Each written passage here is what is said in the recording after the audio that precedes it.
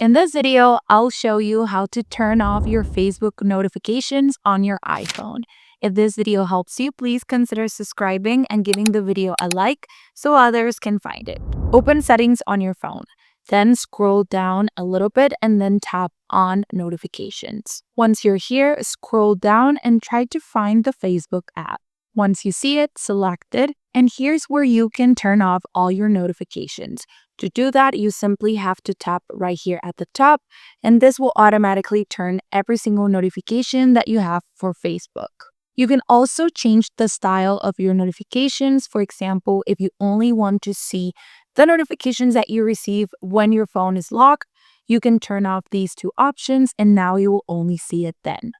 If you only want to receive banners, you can turn this option on and we can turn this one off. And if you only want to see it on your notification center, you can turn this one right here at the middle. Here you can also turn off sounds and the badges. But if you want to turn off all notifications, simply swipe allow notifications to the left. Hope that helps.